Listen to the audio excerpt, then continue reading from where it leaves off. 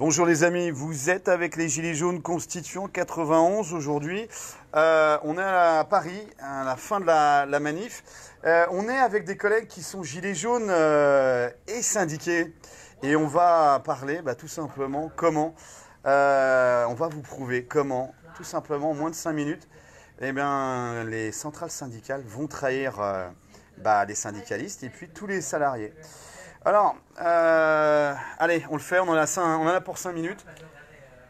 Alors, il faut savoir que la CGT, toutes les centrales, que ce soit la CGT, FO, la CFDT, la CFTC et l'UNSA, font partie de la Confédération européenne des syndicats.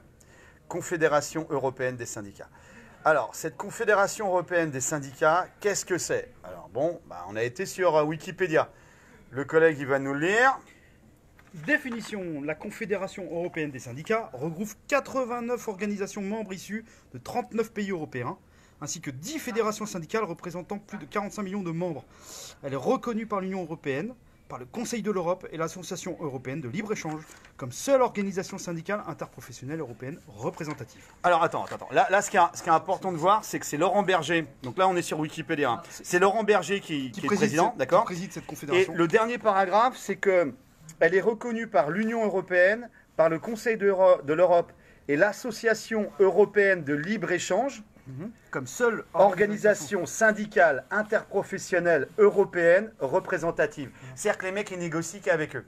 Exactement, parce que s'ils le disent eux-mêmes. Ok, alors on se dit, mais qui les finance? Alors, c'est simple, ceux qui les financent, c'est la Commission européenne. On a trouvé 2 lignes dans le budget européen de 2016. Dans le budget de la Commission européenne. On a trouvé 2 lignes. On a trouvé une première ligne à 18,2 millions d'euros. Information et actions de formation en faveur des organisations de travailleurs. Budget annuel, 18,2 millions d'euros. Première ligne dans le budget européen de 2016, de la Commission européenne. La deuxième ligne, c'est relations industrielles et dialogue social. Budget annuel de 13 950 000 euros. Donc, on a pu trouver que ces 2 lignes-là, mais il doit en avoir d'autres. Il faut savoir que ça est financé par la Commission européenne. On a la preuve, là. Et notre collègue, elle va nous lire un article, une partie d'Agoravox. Alors, cet article d'Agoravox nous dit que cette Confédération européenne des syndicats est partie intégrante des institutions de l'Union européenne. Parle plus fort, parce qu'il y a des mecs qui gueulent derrière. Vas-y, porte la voix. Alors, cette Confédération européenne des syndicats est partie intégrante des institutions de l'Union européenne des patrons. Pourquoi? Parce que cette confédération est largement subventionnée par la Commission européenne, tu viens de le dire, et elle l'est à la condition expresse que la Confédération défende la construction européenne, c'est-à-dire les dictates de la Commission européenne. Ils ont défendu l'euro, ils ont défendu la loi qui a supprimé le Code du travail en 2016. Cette Confédération européenne des syndicats a poussé à cette loi. C'est pas une réforme, c'est une loi de destruction, faut être clair là-dessus. Cette Confédération européenne des syndicats a poussé là-dessus. Et puis, on a quoi d'autre? Ils ont poussé aussi en Grèce. En fait, oui, la Commission européenne des syndicats a soutenu le mémorandum d'austérité imposé à la Grèce. Et elle faisait même campagne pour le oui au référendum aux côtés de la Troïka. Donc voilà, les mecs, ils poussent à l'austérité en Grèce. C'est ça. Non mais c'est honteux. Et qu'on voit les effets que ça a eu sur la Grèce. T'allais à l'hôpital avec tes draps, avec ta bouffe. Le nombre de personnes âgées qui ont été précipitées dans la pauvreté, d'handicapés dans la pauvreté. Et ces mecs-là poussaient à la roue de ça. Et ils ont soutenu aussi le traité de fonctionnement de l'Union européenne en faisant bloc avec le partenariat et en tournant le dos aux travailleurs qui, eux, de Paris à Amsterdam, ont massivement rejeté ce traité, comme on le sait. Alors ça, c'est la source, c'est Agoravox. Et tout à l'heure, la source, c'était Wikipédia. Oui. On n'a rien inventé.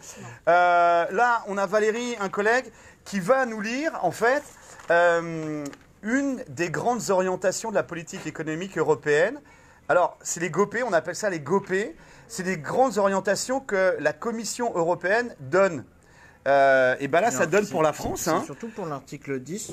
Alors, attends, juste montrer le logo. C'est-à-dire que là, on n'invente rien. Donc, voilà, Commission européenne. Disponible directement sur le site si vous tapez ec.europa.eu. Alors attends, j'arrive pas à faire le point. Voilà, Bruxelles, le 23 mai 2018, Commission européenne. Donc ça, c'est les GOPÉ. Et qu'est-ce qu'on dit dans les GOPÉ? Au 10e paragraphe, Alors, au 10e paragraphe, on va parler des retraites. Voilà, on dit actuellement 37 régimes de retraite coexistent en France. Ils concernent des catégories de travailleurs différentes et fonctionnent selon des règles qui leur sont propres. Une uniformisation progressive de ces règles améliorerait la transparence du système, renforcerait l'équité entre les générations et faciliterait la mobilité de la main-d'œuvre. Une harmonisation des règles de calcul contribuerait également à une meilleure maîtrise des dépenses publiques. Si les réformes des retraites déjà adoptées devaient réduire le ratio des dépenses publiques de retraite à long terme, un système de retraite plus simple et plus efficient générerait des économies plus importantes et contribuerait à alterner les risques qui pèsent sur la soutenabilité des finances publiques à moyen terme. Selon une étude récente, l'alignement des différents régimes de retraite de secteur privé et public réduirait de plus de 5 milliards d'euros les dépenses publiques à l'horizon 2022. Alors, on n'invente rien. Ça vient de la Commission européenne, les grandes orientations de politique économique européenne. C'est mai 2018. Hein. Tout à fait. Et alors, cette même commission qui finance la Confédération européenne des syndicats, où on vous rappelle qu'il y a la CGT, FO, CFDT, CFTC et l'UNSA. Voilà, tout est dit. Donc, les centrales syndicales savaient très bien pour les retraites. Et les centrales syndicales, comme elles touchent de l'argent par la Commission européenne, elles vont se coucher, elles vont trahir la base. Elles vont trahir la base et elles vont trahir tous les salariés. Voilà les amis, on vous l'a démontré, on n'a rien inventé, on a juste cherché sur Internet. Et qui c'est qui dirige ça? C'est Laurent Berger. Voilà. Qui était le seul candidat. Qui était le seul candidat C'est d'ailleurs. important de le préciser quand même. Donc les amis, force et honneur, on lâche rien, c'est un appel à tous les syndicalistes de la base. Mettez devant leurs responsabilités vos chefs, toutes les centrales. Parce que, et cassez-vous, ouais, on a des collègues qui sont cassés, eux, de leur centrale, mais c'est mettez-les devant leurs responsabilités. Parce que là, en fait, ils nous font manifester, ils vous font manifester, ils vous font des jours de grève. C'est du pipeau, c'est du théâtre. Ils vont se coucher, tout est programmé. Ils le savent depuis très longtemps, ces grandes orientations politiques de la politique européenne, c'est 2018, c'est mai 2018. Et c'est eux qui financent cette Confédération européenne des syndicats où eux adhèrent. Donc voilà les amis, tout est dit. Force et honneur, mort au con, mort à la dette, les collabos au Kerguelen.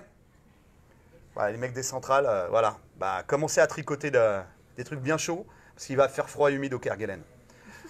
Pour les gars de la base, on lâche rien et on se voit le 9. Force et honneur les gars. Ah où Ah où